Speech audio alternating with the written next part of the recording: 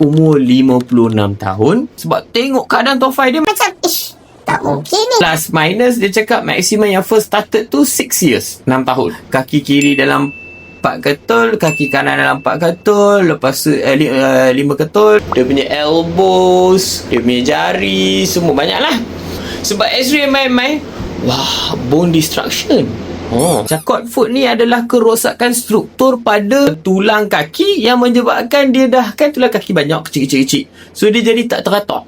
Macam ni kaki kita straight jalan macam ni, tapi dia punya kaki kak macam tu. Menyebabkan triggerednya inflammation pada sekitar tulang-tulang tu, dan menyebabkan tulang tu jadi rapuh.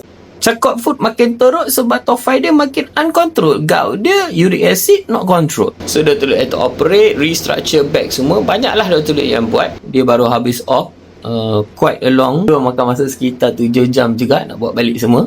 Baru sekarang under care lagi lah. So nanti Dr. Luke akan follow up macam mana update, dan Dr. Luke akan keep you guys posted lah.